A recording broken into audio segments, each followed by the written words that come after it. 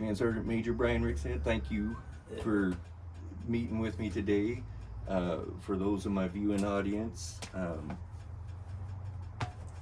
this man was one of the leaders that I had the privilege of having in my time with aviation. Unfortunately, you were a 19 Delta, or were you? Yeah, never scouted. You never scouted. Started with armor. Started with armor. Okay, so it was always okay. Some of the early slick 60s, 60 A1s, A3s, dinosaurs they called them. When did you come into the military? Were you at 82. 82? Yep, joined hometown proud. Joined the Charlie 1st to the 803rd Army. So my dad was a Vietnam vet. He was 6 tours. He did his 20 years in Navy. A lot of Navy there. He was a senior chief. I knew I was going in the service, but I wanted to be a marine biologist too. So that kind of that tough little split. I really wish I would have jumped into that active duty pool right off the bat. But at the same time, I mean, I think I did the right thing. Just to be able to get my car. I got $4,000, $1,000 a year for tuition in 1983, 84, and 85. That was no. Now, for our viewing audience, that was enough to buy like a house and 10 cows back in the day. That was. I almost got the entire complex. You know, I was like, it was. You're right. Back in the day, I mean, I don't know how much my tuition was.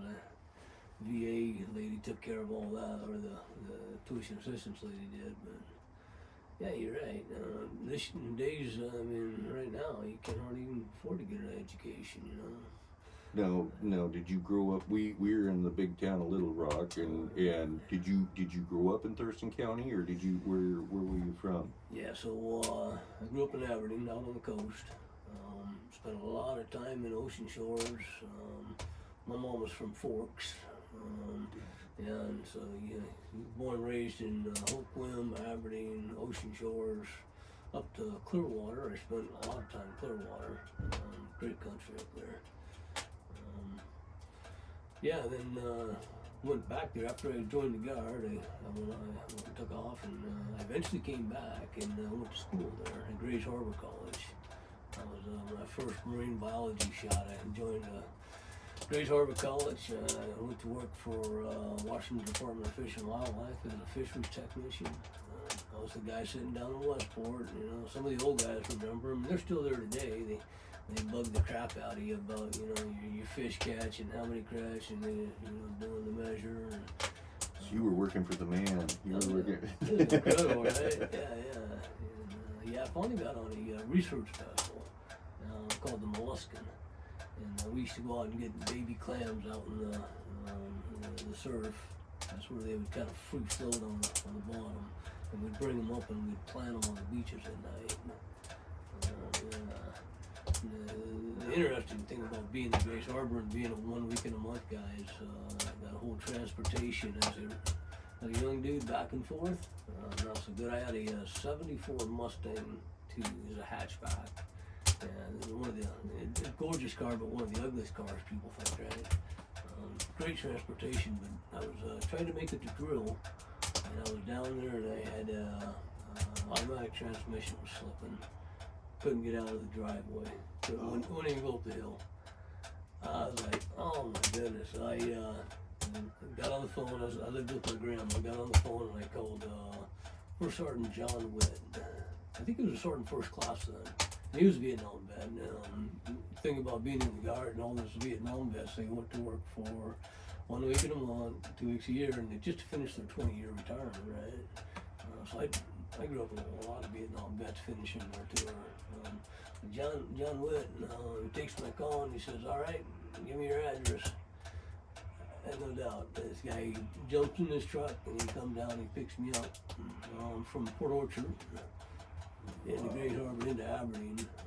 So those are the kind of leaders that I was fortunate enough to know and to grow up with. Right? And a lot of those guys aren't around. Frank Heinzel, John Jones. Oh my goodness, yeah. The list goes on, but they're passing right now.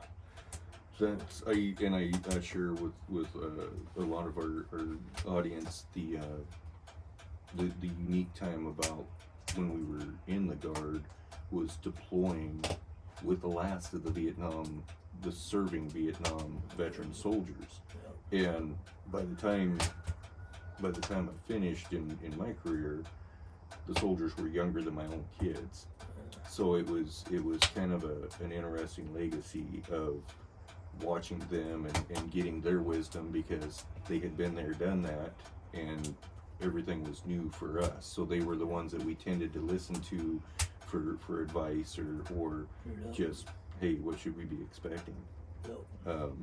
And it was unique. My father was also Vietnam, and he never spoke about the war except how he was treated when he came home.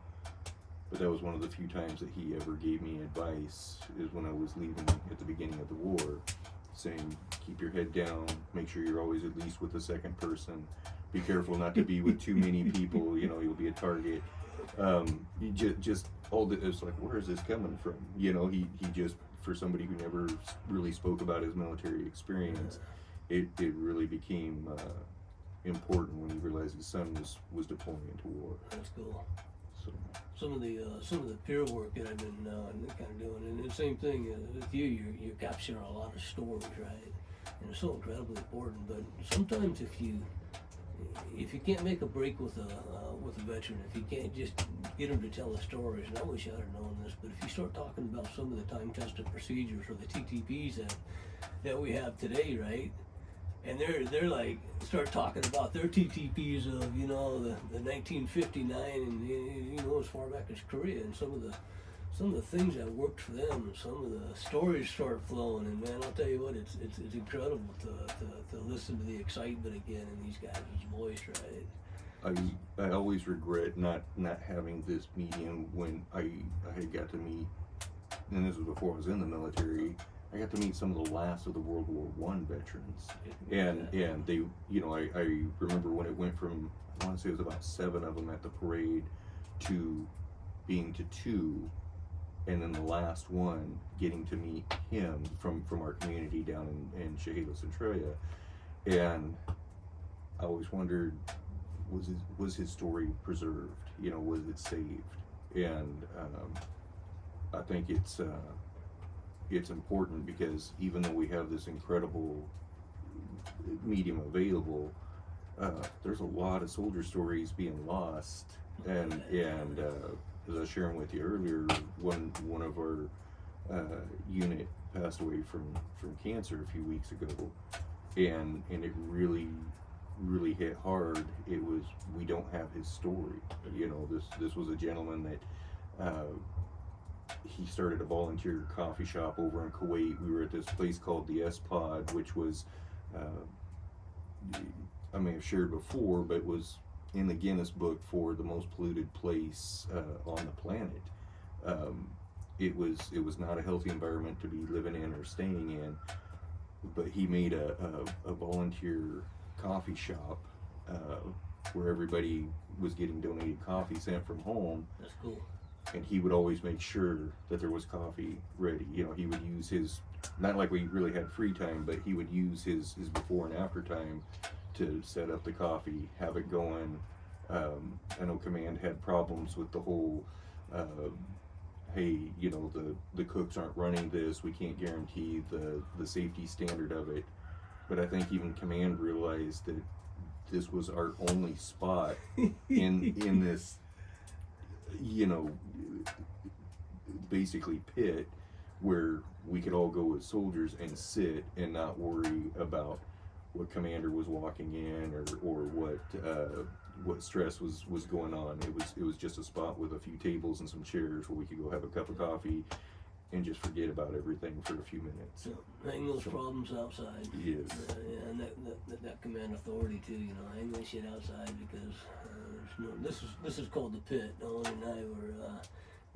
That's exactly what we did, so we can come in here and kind of go through those challenges, those life challenges. And he's been probably one of my greatest confidants as far as when my son grabs my hand, he knows that Dad needs a little bit of a slowing down and just kind of need to get recentered, right? Right. Depending on the situation. Yeah, it's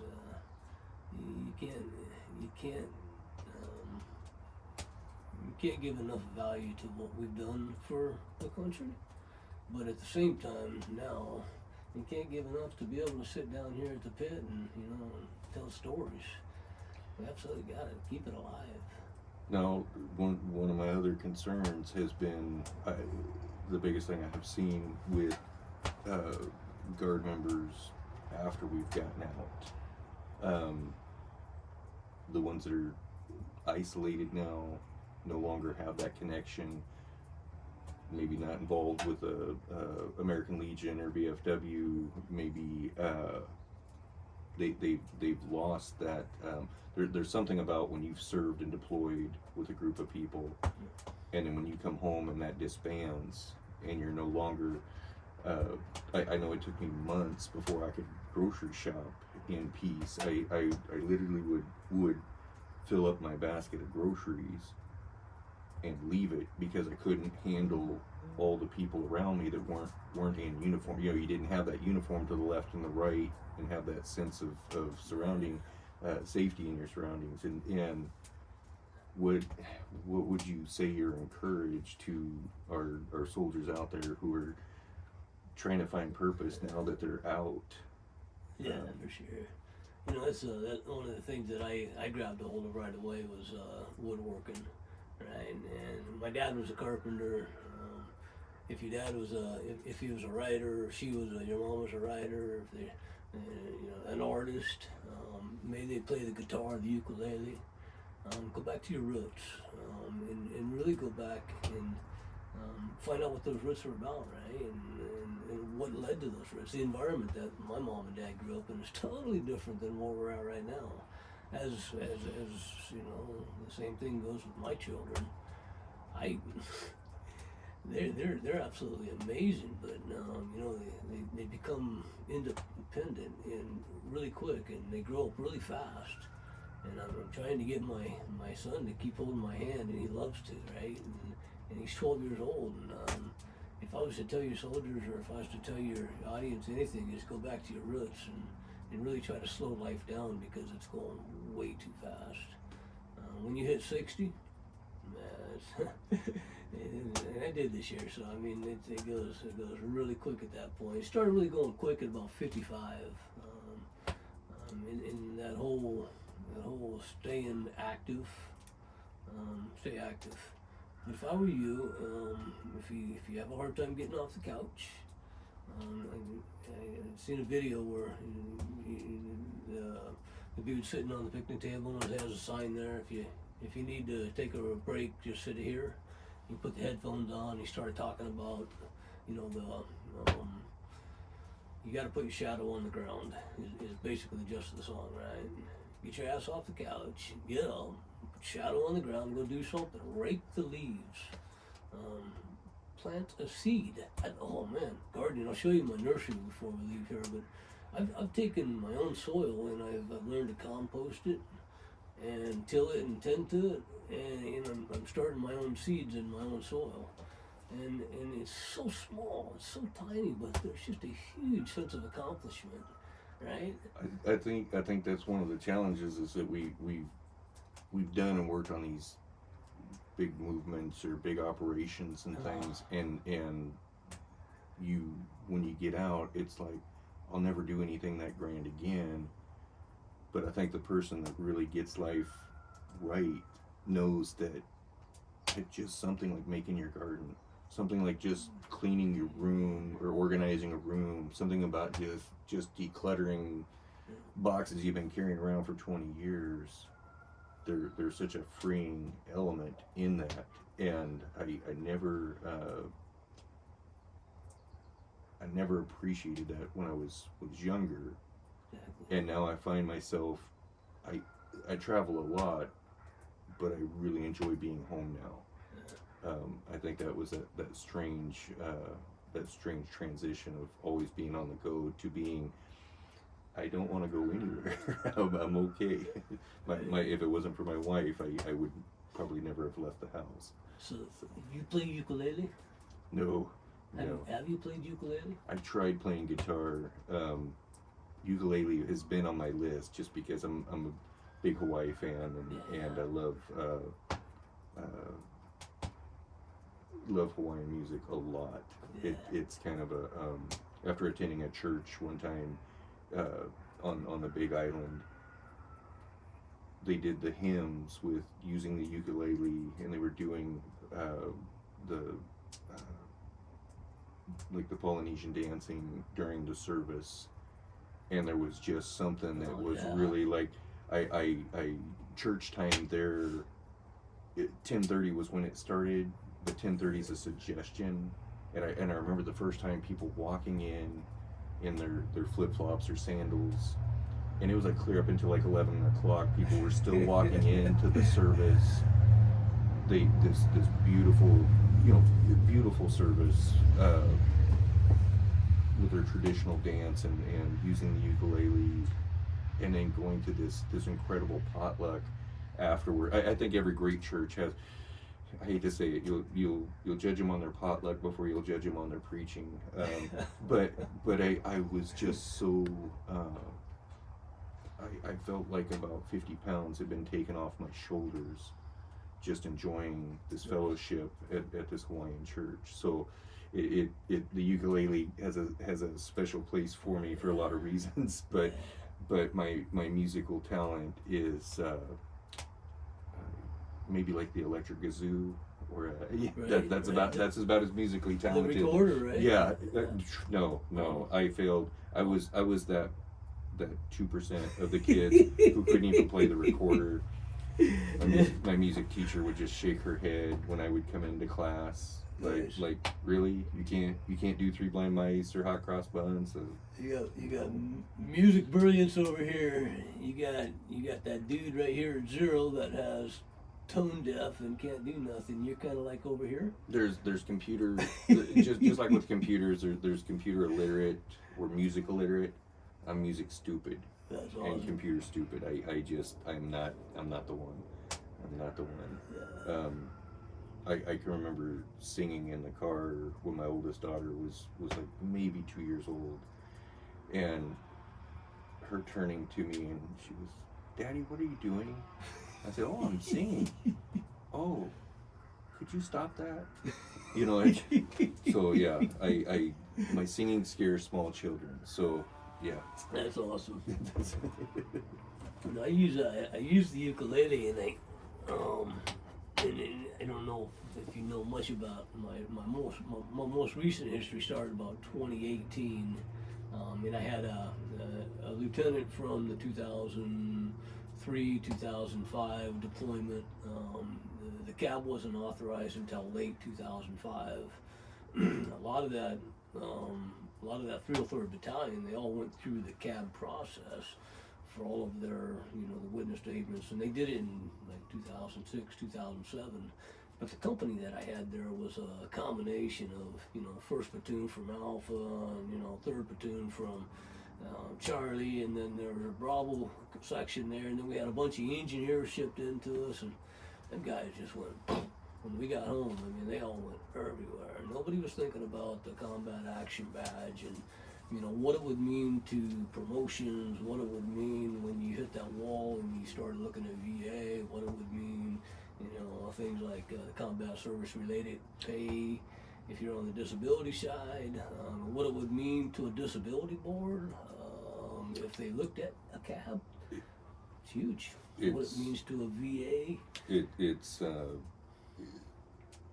very few individuals I meet with have good experiences with the VA, and so I've been kind of on the fence waiting to see what our new VA secretary, how he's going to handle that. I've seen a few interviews with him, and it seems pretty positive, but when you've been burned by an agency for 20 years, it's hard to get excited. But I fingers crossed. I'm hoping for good things with challenges to our just the things that they don't put in or won't put in or argue with us about on our injury. It was such a degrading process when we came home and first started doing some of the claims for our injuries, and it was just so I I remember a soldier telling me about how he had received a big chunk of money from when he had filed the claim to when they finally gave it to him, and then not only did they want it back, but then they were going to cut the amount. He was very limited income when we came back, and we're no longer on active duty. A lot of guard soldiers that happened to, and basically said, I understand why soldiers are killing themselves in front of the VA office. He goes, basically I feel that way because you've just taken what income I have was trying to survive on, and I have no way of fighting this in a timely manner. Right. And at that point, I believe that was about the time that the third individual had killed themselves at one of the VA offices, and so it just really that really rung out with me. I was like, we did this, we lost our, we served, we came home, a lot of us lost our families when we came home, and now we can't even get some of these services that were promised to us as part of our service. Now I don't want to detract from. I want to ask a few things. So you came in '82. Big question I ask everybody in our shoes is life before the war and life after. Where were you at 9/11? At what point? Oh yeah. Wow. So, I was in E7, just 9/11. I just made master sergeant back in the brigade. You bring it right. That whole guard connection, and the reason I joined, and my circle is completely full when I went back to the aviation as a CSM. So I never served in the aviation before that, but the reason I joined the guard was because of the aviation. Mount St. Helens in 1980 blew up, tore the shit out of Lewis County. Created some new mud flow channels and hurt a lot of people. And aviation was right in the middle of that. Our guys were right in the middle of that. And part of that aviation history, you got a big scrapbook of a bunch of muddy dudes, and they're all in their flight suits, and they're cleaning filters. And Alex Haggerty, a good buddy of mine, and right on. I'm sure you're very familiar with Alex. Good dude. We're definitely reaching out to him too for an interview. So yeah. Oh, yeah, you're not too far away. You come down to have breakfast with us. We meet in Montesano. Oh, right on. Yeah. Right on. I'll make sure you get the invite. But and he was an old guy. He was in the 76 or something like that when he came to the guard. I think it was crazy, older than me. But yeah, that's that whole full circle there thing. So I joined the guard because of aviation. And seeing what they did. I didn't know it was guard at the time. I had no idea what the guard was. So the whole thing comes around, 38 years by the time I hit aviation, but 42 all total. Of having that aviation command at the very end was incredible. It was just because I got to go through the scrapbooks, and I got to talk to the soldiers, and I got to ask them about their own history that they had no idea, right? Oh yeah, St. Helens something. But then, that kind of pushed me to get the first sergeant to really start. Luna's amazing about that, right? First Sergeant Luna, he's like, let's talk about history. And First Sergeant Dvorak, same thing. It's like, they're like history buffs. And so we got the right people in the right spot to kind of keep that history alive, but gotta keep the conversations going. It was, if I had known about aviation first, I probably would have never joined field artillery. When we came back from the war, I was ready to get out, and Sergeant Brown, a fueler that I had been with in 2146, had went to aviation. He had been aviation prior service for the Army, and he was at Hawaii, and he'd always tell us you hear these fantasy stories about how, oh, it's the greatest thing ever, you know, and after a while you're just like, okay, yeah, sure, aviation's better, we get it. They had a program called Try One at that time. I don't know if it's still in place, but he said, I know you're hell bent on getting out. He goes, and I don't blame you. He goes, but try one with me up here at Aviation, Charlie 1112. Nice. And they were in Spokane at the time? No, this was when they were still at Fort Lewis. And my very first, I come on, and our very first training mission is with the Japanese Army over at Yakima Training Center. And I was mad at first. I was mad at first because I left field artillery, so I didn't have to go to Yakima anymore. And our very first out of the gate, we're going to Yakima for 2 weeks, and I'm like, are you kidding me? And he goes, no. He goes, this is completely different. He goes, it's not what you think. It's not what you think. All I know is I'm going to Yakima. And I remember right off the bat, we got to go in a GSA van. We weren't driving the Himmets over the pass like we normally did, and they said, no, our Himmets are already there. We're gonna go stay at the billets. No long climb up the Tiger Summit. No. But we got to stay in the billets, which for soldiers that, especially if you're field artillery or combat arms, you know that you might get to see the barracks, which is different. You might get to see the barracks like the first night you come into Yakima Firing Center, and you might get to see them the last night that you're there, so you can get a shower, leave, and take all your equipment back over the mountains to your home duty station. But we got to stay in the billets, which are for our upper enlisted. They're basically like a single room with a mini fridge and a microwave. That's like being at the Hilton. If you're field artillery or infantry or combat arms, it was like staying at the Hilton. We're staying in the billets for the duration.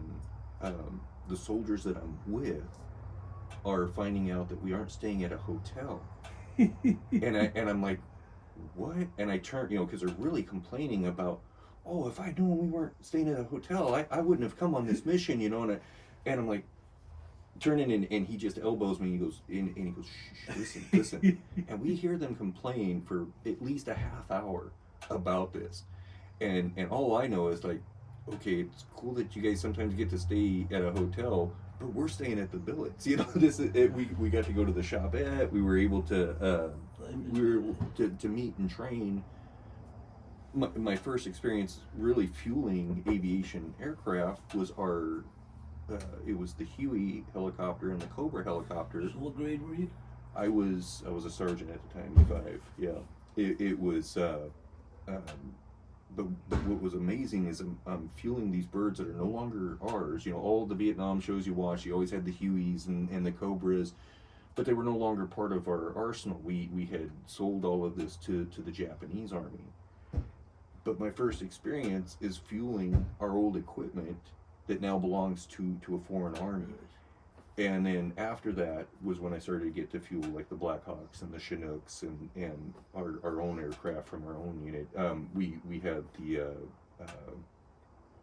OH-58s and the Scout helicopters in Charlie 112.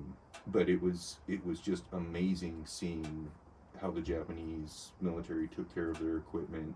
The Cobra helicopters had the Kawasaki foot pedals. They had refurbished. I mean, they looked like they were mint brand new out of the package. But these helicopters were older than I was. Some of them, it was amazing. And so it was a real. At that point, I was like, I'm never gonna leave. I'm never gonna leave the Guard. I'm never gonna leave aviation. This is where I was meant to be. It was amazing. But 9/11 hit. You were where were you at? Yeah, I just got pulled up. I was an instructor. I was a 19 kilo 11 mic instructor at the 205th. 1 week in a month, 2 weeks a year, right? And Thanks to you, that's where I got to finish, was with the 205th. That was my in time dream, was to be at the training regiment. So yeah, if you're a young soldier, if you're an E5, E6, you gotta fit it into your schedule. You gotta fit the 205th regiment, the leadership regiment, into your schedule. And not only will you learn process and how you do your certifications and how you stand in front of soldiers and teach them by the book, right? And not only will you learn the whole operations piece, but you'll grow. I mean, you'll grow as an individual. I mean, I went there, I was there with Dave Nunn, Sergeant First Class Dave Nunn, Sergeant First Class Steve Knight, oh man, gosh, the list goes on. Broderick, First Sergeant Broderick, he was the commander, because it was an NCO school, so we didn't have no officers. that was a lot different when I went through. It's incredible, yeah, incredible. Had the colonel and the command sergeant major up at regiment, but our company was all enlisted. Incredible, and we picked up the. Just before the 9/11, we had picked up the riot control. Myself and Sergeant First Class Faust, we went down to Spokane, over to Spokane, and we went through the riot control course. And we got gassed, we got smoked, we got peppered, we got shot with their baton rounds. We mocked a riot, but we came back and taught the guard that from WTO. And so that was an incredible opportunity to go, like you say, to go to the Japanese and learn and watch. I did the same thing with WTO and brought it home. But when that whole rolling up on that, coming into the 9/11, prior to 9/11, there was still a lot of things going that we didn't know about. And so they started moving people around. I picked up an operations job at 81st Brigade. The G2, G3, sergeant, master sergeant. So I got promoted. Great gig. Did you leave marine biology at that point? Did you becoming AGR? Or was it? No, still traditional. Still traditional. Okay. And it wasn't until 2003, sometime in that November, that they hired us to get the brigade ready. I was still a master sergeant at that point, and then Command Sergeant Major Arthur Ohler. Remember Arthur Ohler? Ohler. I remember that name, but Yeah. I don't believe I ever met him. He brought two of us. He brought two master sergeants into his office, and it was pretty funny. He had two vacancies. One was over in 181. I think it was Charlie Company, and one was in the 281st MI. Being a good armored dude and knowing which way the gun points, I was selected to be the 281st MI first sergeant. With a cat named now retired Colonel Stan Sale. Good dude, King County Sheriff, same thing, retired, but he's a traditional and good guy. But Oler picked me over Sumner, and Sumner was an MI first sergeant. He was an MI guy most of his life. He was a master sergeant, and Oler's like, Sumner's like, why Rikstad? I'm an MI guy, right? And I was just another snicker, and Oler's like, I need him to point the rifle in the right direction. I was like, oh, that was incredible. He says, so where am I going? He said, well, I need you to go over to the 181. He said, not the 181. No, please, not the 181. I spent my entire life there. I was like, that's funny. I was like, hey, it'll catch up to you, man. Just go do your job, First Sergeant. I'll take care of the MI here. And it's funny because the MI didn't last. The 281st didn't last all the way through Kuwait. We basically got to NTC, and they took the 281st MI, and they took all the ground surveillance radar guys, they took their analysts, they took their leadership, and they started throwing them at the headquarters. They sent them over to 161, 303rd. So they really put them a little bit of everywhere. Stan Sale and I were sitting in Kuwait without a job, right? And so they made me the Ruba mayor at NTC. Worst job ever. If you ever grow up, never ever be the Ruba mayor at the National Training Center. Oh, horrible. There was a sergeant major there, and his name was man, he's gonna escape me. But he had a pointed finger. His finger went that way. And when I first got the job, Command Sergeant Major Barr took me down there, Robert Barr, and says, "This is your new Reuben mayor." And he said, "All right." He grabs me by the shoulder and he starts walking me around. And he's pointing, but he's pointing over here. He says, "See that cigarette butt? That cigarette butt's why this place is gonna go to hell. And I need them cigarette butts picked up." And he took me to the train, and same thing. And they need to be cleaned every single day. And I was like, oh my gosh. I got back to my 5 headquarters, and Sergeant Major Barr just had that look on his face like, "How do you like that guy?" I was like, oh my God, what'd you do to me? What'd you do to me, right? And of course, everybody gets out of the Ruba and they go out in the box, and they do their 30 days in the hall, right? And the Ruba's sitting there with a bunch of guys on crutches and soldiers that don't show up for details. And so there's Rikstad, First Sergeant Rikstad, sitting out there scrubbing toilets and making sure the showers. And I know that guy. I know that Sergeant Major's going to show up, right? He's going to show up. He said, "You see that over there? Which way you point, Sergeant Major?" He hated me, man. The day I was picked up to take the Charlie Company 303rd, and we were in that Ruba, and Barr comes to me and says, "Hey, I need you to go over and take Charlie 303rd Armor." So we're standing them back up. I was like, "Shit, yeah." I was like, "When can I go?" He said, "I need you to go right now, but first I need you to have what the hell is that Sergeant Major's name, man? First I need you to have Sergeant Major such and such. I need you to take him over and introduce him to Darrell Weaver." I was like, for Sergeant Darrell Weaver. And he's like, "I see the new Reuben mayor." He says, "Yeah." I was like, all right. So yeah, Darrell Weaver was in the chow hall, and he's got his back to me. And I know it's him because he wears this, Darrell Weaver's a pass. So he's not with us no more. But the stories with Darrell were just absolutely funny. And I walked up and I said, "Hey, First Sergeant." He says, "I'm eating breakfast. Leave me alone." "Well, First Sergeant, I need you to meet somebody." And I introduced him to Sergeant Major. And he says, "First Sergeant, I need you to finish your breakfast and come on outside. I got something to show you." I'm like, "You see that right there? Which way you pointing?" He didn't like me at all. But you had to keep it alive. And some sergeant majors will talk to you and they don't want answers, and you gotta recognize that real early on. I had the CENTCOM Command Sergeant Major while we were in Iraq.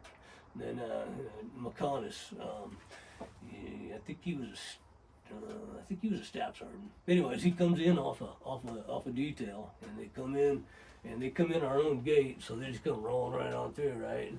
They got two dudes up in the tower, the turret. It's a 1077. It's a up armored Humvee. So for your unknown audience out there, so they got two dudes in the turret. Only supposed to have one, and your guns are supposed to be in a green status once you hit the checkpoint, right? Still got mags in their M4s, and they're coming in like they're just coming in hot. And who do they pass? They pass the Command Sergeant Major of the Command Joint Task Force Iraq. The biggest Command Sergeant Major is out doing his morning PT when these guys are coming off duty.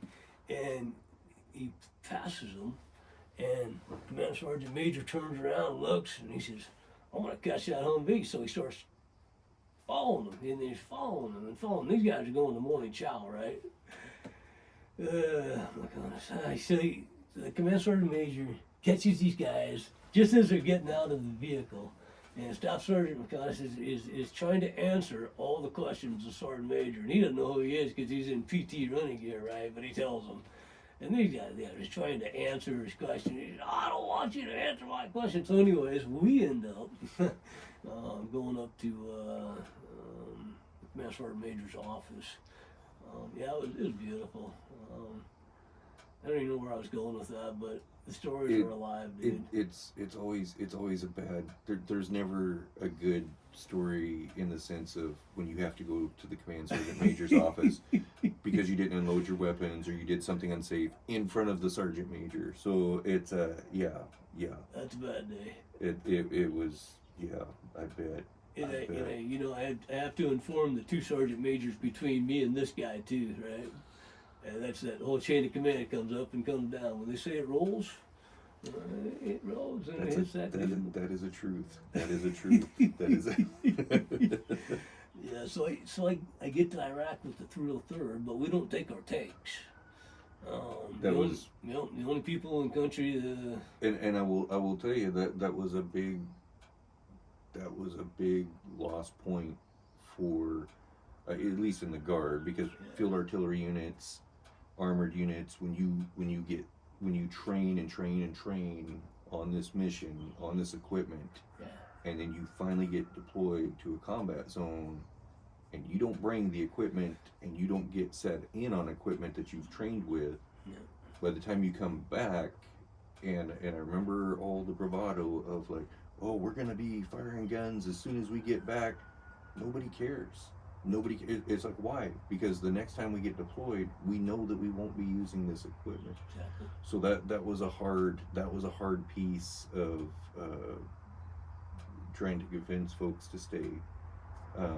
Some were just like, no, but then there were the others that were like, no, this is why I came. I came to blow up stuff 1 weekend a month and 2 weeks out of the year. You know, this is why I joined. I still meet those soldiers. They're like, I don't care if I ever deploy again, as long as I get to drive that gun, or if I get to fire, you know, this weaponry. Where else am I ever going to get that opportunity?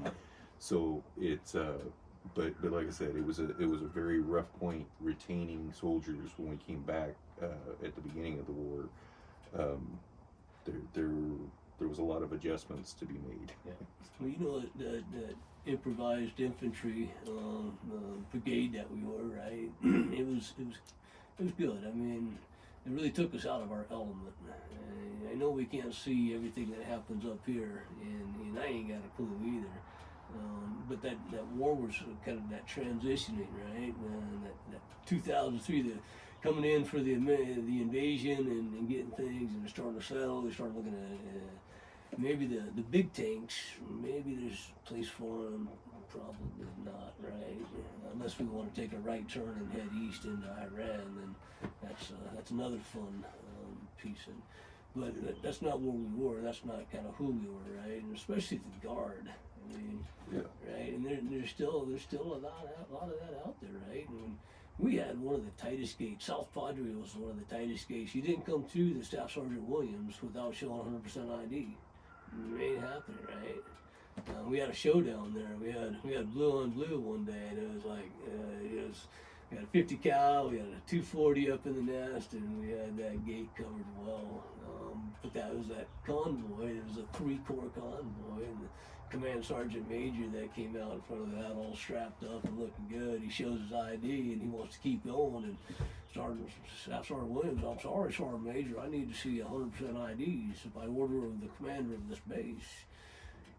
Sergeant Major, well, I've got the commander of this base right here. He said, well, then show me his ID. But everything was sealed, right? And these guys absolutely did their job.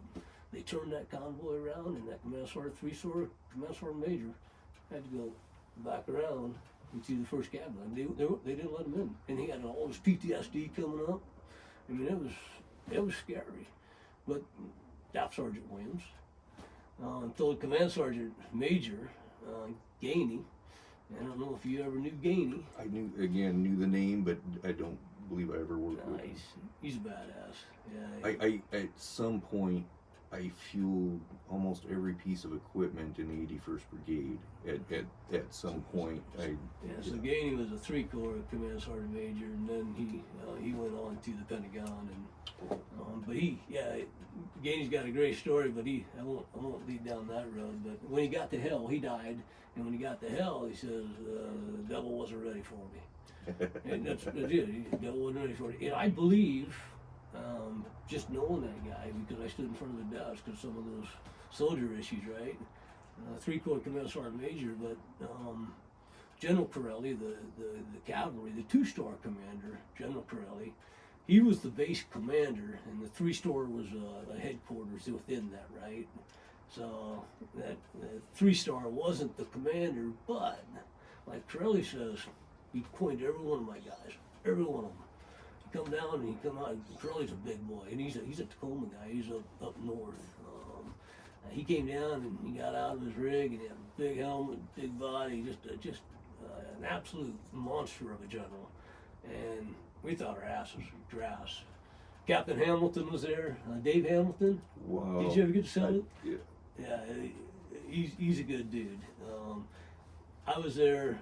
The whole squad was there that was doing it, and we didn't know what to expect. But Corelli gets out and he says, "You the first sergeant of this checkpoint?" I said, "Roger." He says, "Who's the NCOIC?" I said, "Staff Sergeant Williams right here." He says, "Staff Sergeant Williams, damn good job." Right? He all coins out. He says, "By the way, if you got another 3-star coming through here, just let him come on in. We'll make those little exceptions for the I-Corps commander or the 3-Corps commander." And so he kind of given those specific instructions now, right? Yes. I love the specific instructions. They almost seem like common sense, but at the same time, when you got an order, you got an order. Stand your ground. CYA is always a nice touch. It's a now. Did you, when you went over? Did you, because I know a lot of folks who you get told a lot of stories about Kuwait, not really counting, not being a real deployment, and I share at the beginning of the war, folks were still getting killed when we came to Kuwait, especially. And I've shared this story before, but I remember seeing the wreckage of the contractors that were killed outside of Doha. I remember when our group took over the S-Pod and took over the security, I still remember rolling into it, and the soldiers were standing there, did not have their vest on, their weapon was laying up against the Jersey barriers. And we're looking at, and we've just been on this high intense training for the last several months where like everything's going to kill you, everything's going to blow you up. but when you talk about targets of opportunity, as soon as we pull in, even our lowest private knows that this place isn't very safe. This place isn't this would be really easy to take out. And now, don't get me wrong. We were thankful for them doing the left seat, right, and showing us the areas that we were going to be responsible for. But the thing that I always felt bad for that unit in particular, and this was a guard unit that we replaced. They were the ones that got once they left us to go get on the plane at Wolverine to fly home. They were the ones on the tarmac that got stopped and sent back north, and several of them didn't come home. But at the same time, it was always in my mind of, you're already burnt out because you didn't know you were going to be shipped away from home for, I think at that point they'd been gone 14 months for sure. We're looking at doing another year on top of it, which was, they were told on the tarmac on the way to go home. I mean, the fact that a riot didn't break out right there on the tarmac, I'm surprised. Because those of you who have been deployed, there's nothing worse than being told that your redeployment date has been moved out or extended. To be told that you're going to be on another set of orders for another year after you've already been. Where there's been combat, where there's been, trying to stabilize an area, that's got to be heartbreaking on every level. Well, that's the problem. A lot of people don't think about that because employers have to be notified. And maybe you absolutely love your job at home, right? Maybe you're a barber, and maybe you have regular customers that come in, and you got that perfect touch, that perfect cut. and they smile, right? Maybe you're a gas attendant at a pump. I don't care what you are, but you got to tell your employer now. You got to say, listen, I would like to come home, but now I'm on orders. I mean, there's some people that revel in the fact that they got another set of orders, right? I mean, we raise a lot of guard bums. Yeah. And I say that respectfully. I was a guard bum. I say that respectfully because the active duty, I mean, you take it for granted. You put a uniform on every day and you go to your PT and you get in uniform, you do what you're paid, and you come home and you mow the lawn. But the guard, I mean, shoot, we go to work and then we put another uniform on, we go to drill. And then the NCOIC says, hey, your school is due, dude. You got to go to school. Well, shoot, when can I go to school? Well, let's look at some dates. And you realize that it's a month-long school. Now you're turning. You're talking about the wife because you got a new baby at home, or maybe you got a dog that just ain't doing well. You got an employer. You got the family. You got the birthdays. And I think any soldier can feel that pull of, suddenly you're gone for a year. I know for me personally, it was, my kids were very close to me before I deployed, but that year gone, by the time I came home, they had become their own individuals. Their friends were now their peer group. Dad was just somebody that we came in and said hi to and asked permission to get something or to go somewhere. It wasn't all about dad anymore. They were, like I said, they were glad I was home, but they were developing their lives. And they become very independent. Yes. And they have to. Yeah. It's not sad. I think it's a matter of life, right? But it depends on us as soldiers, whether you're a mom, or a dad, or a son, or a daughter. But it depends on us how we react, and that's the one where we have to kind of stop. How do you feel though? Today, with everything that we've gone through, the way that we watched the guard change from a peacetime guard to a wartime guard, how do you feel about it now? And like a young person out there who may be saying, I realize we're trying to connect with the folks that have been in and are getting out, but there's going to be young people watching this, or people who, like myself, didn't go to basic training until I was 31. I left logging and mill work and other jobs to go to basic training. But what would you say to that young person out there who's considering going into the guard? Is it something that you would still recommend or encourage? Oh yeah, absolutely. I mean, if you're not going to serve, who is? And that's kind of what this comes down to. And it's the one point that I would make is that Homeland Defense, Homeland Security is everybody's job, but it really becomes incumbent upon the guard to send people, us. We got to stand up and we got to serve. Right? If I could make it, I hate that word. If I could mandate it, right? You're a Scandinavian country, so you have a term of service, 2 years or 4 years, whatever it is. But you learn so much more than just how to pick up a gun. And sometimes you learn things that maybe you want to do for the rest of your life, like language. Right? Yes. Languages. Interpreters are still a very valuable asset in the military. I was now. My combat arms folks out there would probably be disappointed with me because when I was recruiting, the big thing that I really, even in recruiting, I think I pushed for aviation and some of those positions because I wanted whoever came in to learn a skill that once you're on the civilian side is going to have some applications that you're going to be able to carry that on with you. Absolutely. It's a real.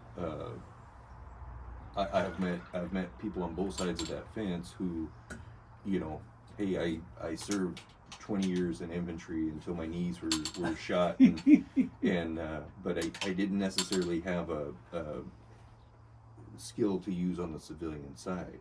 Now I'm not taking away anything from doesn't matter what position you go into the military, you're going to learn about teamwork. You're going to learn about organization. You're going to learn about skill sets of working with diverse groups and individuals. You know, I think it's if you've lived in small town nowhere forever and never seen anybody of a different faith or a different religion or a different color, the military is going to be an amazing eye-opening experience for you, and I think it's going to kill so many prejudices that you may have. It's gonna open up that little brain to like, hey, there's a lot more out there besides my nowhere town. And I always say it's nice to come back to your town because you want to, and with that understanding of what you've gained. The saying's a little bit true, is you can never really go home, because once you've opened that door and went out there and experienced some of the things, you will have an appreciation for some of the simple things at home, but you will never think about home the same way again. So I as much fun as I make, especially with my infantry friends, I make a lot of fun of you, and you know it. There's no position in the military that is not going to benefit you some way in your civilian life. My biggest point is always pick something that on a technical level is going to help you when you get into the civilian world, because make the most of that GI Bill, make the most of that VA loan, that those education benefits are it's amazing what you can accomplish. I was fortunate to get my bachelor's and not have any student debt, and I watched some of my fellow soldiers, fellow students, come out of St. Martin's with $80,000, $120,000 in debt, and I was cringing for them. You know, they were excited about it. They knew that their field of study, that they were going to be able to pay it back. But just me as the cheapskate that I am, I would be terrified to take on an $80,000 to $120,000 student loan. So keep those benefits in mind also. Yeah, you think about it. I mean, we've talked about a couple different things this morning about, you know, some of the exterior benefits, but also some of the stressors on kids today, right? Just to be able to get a kid off the net. I mean, we're the same way. I say kids, but all of us, we're all plugged in right now, and it's very difficult to get them off the net. But at the same time, there's a lot of stressors out there that can be alleviated by just joining the Army, just joining the service, right? I mean, you want a language? My daughter's trying to, she's not trying, she's learning to speak Korean, to write Korean, to speak Korean, right? And she's doing amazing things all by herself, writing books and stuff like that. But I keep telling her, I was like, hey, what you need is immersion. And that's a goal thing. When we first started this, I told you, I said, I wish I would have went active duty for like that first 4 to 6 or 8 years, right? And get the active duty immersion as a specialist, as an officer, whatever you want to do, right? But get that, because when you do come home, you have so much more to appreciate. And of course, you know, after we went to Iraq, came back, and then that next tour was coming on, and then there was so much work to do, so much active duty money between 2001 and 2020. It's incredible. I stayed on either active duty or as a federal technician. I never went back to fish farm. I never went back to marine biology, right? I think that was when I shared with people that I was a guard bum, is I did a combination of, I did some AG work in recruiting, took active duty orders on recruiting, but I did technician work at the flight line, and at the end at USPFO while I was with the 205th Regiment, and it was a great way to earn an income, and not have to leave that familiarity of the military, and that that military culture. Really, really recommend it to folks to try it out. But I also am a big proponent of what you're saying is the nice thing if you do active duty right out of the gate. There's certain stabilizing things that you have, your housing, that set income for 3 to 8 years depending on your contract. It's those are great steps to, right now everybody's having a challenge, especially the young folks, being able to get a house, being able to pay for school. Some of the folks are gonna find out, it's like, hey, if I join the military, I will have this set income for this amount of time, be able to get these type of benefits, and the only thing that I would try to encourage anybody going in is have some sense of a financial advisor. Make sure that you are investing in yourself right off the bat, whether it's a because the retirement is different now. I watched a lot of soldiers in our time get to 17 and 19 years and get out and have nothing when they get out. The way it's designed now is soldiers from day one, you are putting towards your 401k. When you get our age, if you had done that at 18, you would probably be sitting retired with a house paid off, and it's so short-term thinking when you first come in. It's like, oh, I'm only going to do this for 2 years or 3 years, or I've got other things that I'm planning on doing. But the decisions you make at 18 will make you a millionaire by our age, just by a 20-year military career, if you invest properly. That's true. You may not have $1 million in your bank account, but when I finished up, I had like $1.5 million in just my Army retirement. Wow. Right? Wow. And that's you get that monthly for the rest of your life. But I didn't even know I was there. And you talk about those 17, 18-year commitments, and then they come to the final deal, and they just can't figure out how to stay for 2 more years. I mean, wow. I will say, after my because you helped me through a rough go when I came back from my last deployment, because I understand if you've been in a toxic deployment situation, toxic leadership, I totally understood why some folks got out, but if it had not been for my wife and Sergeant Brown, somebody I give a lot of credit for, were big on keeping me in. You were very much a help when I came, because I was at a very I was very much at a point where I probably could have gone to jail just because I was so angry with certain leadership when I came home. So it was I think the help from having leadership above you that is truly looking out for you to make sure you're getting, encouraging you to get that 20 and to stay in, that helps a lot. But there's a lot of soldiers out there that I watched destroy their career within the last 4 years of it, and it was like you were so close to so many additional benefits and things that were going to help you when you get our age and a little bit older. Things are going to come in handy for you. Yeah. And I'm not just talking about the free meal at Denny's on Veterans Day.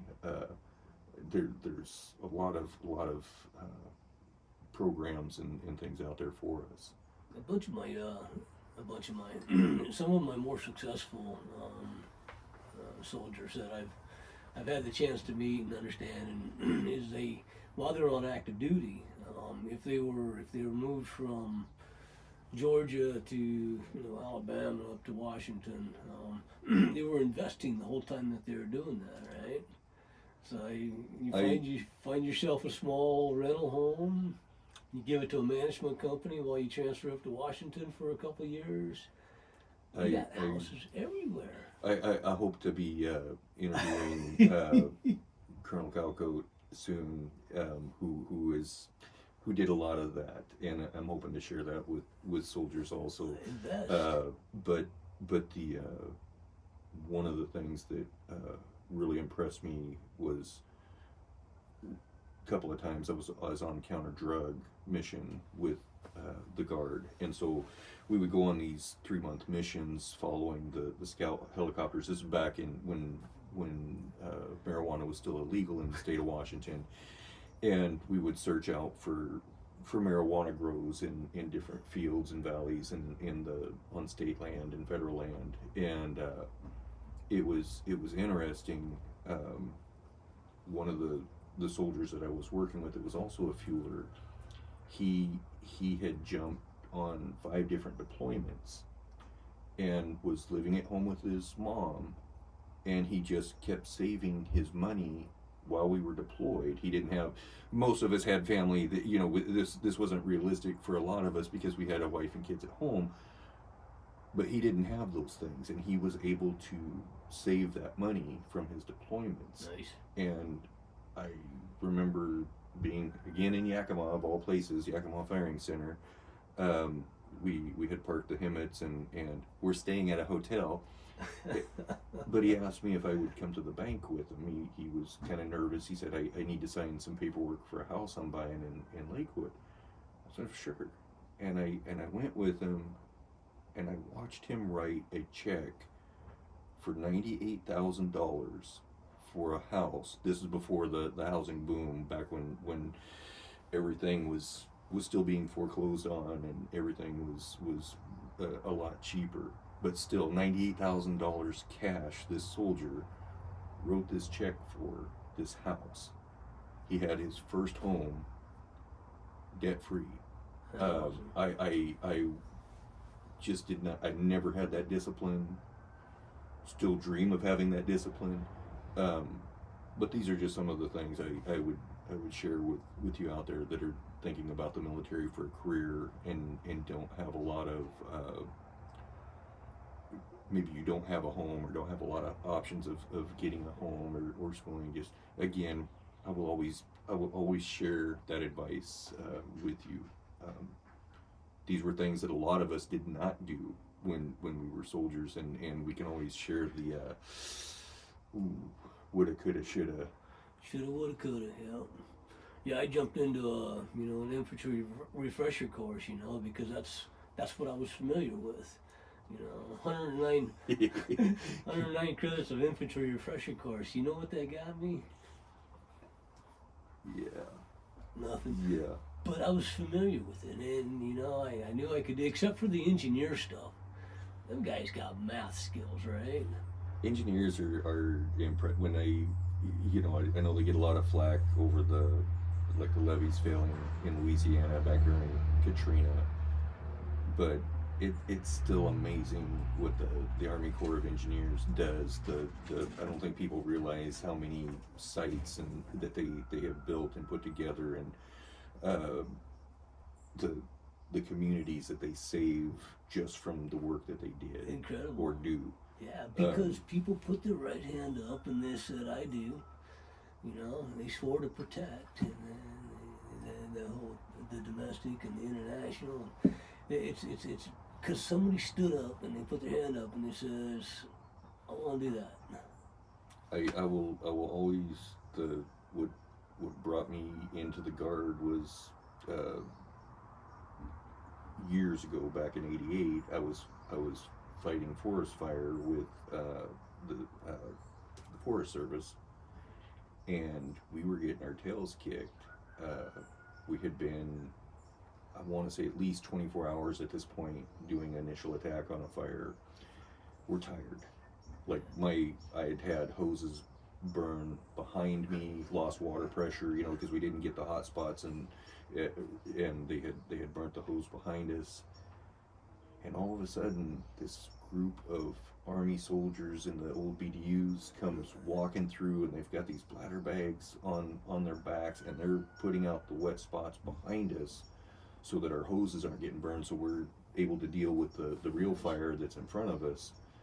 And that blew me away. That's when I first learned about the National Guard. Besides zombie movies and fighting Godzilla, that was how I learned that it was like, oh my gosh, there's like Army soldiers who help communities when they're on fire or when they're flooding or like the Oso landslide. Did they have their headgear on? They did. What? They did.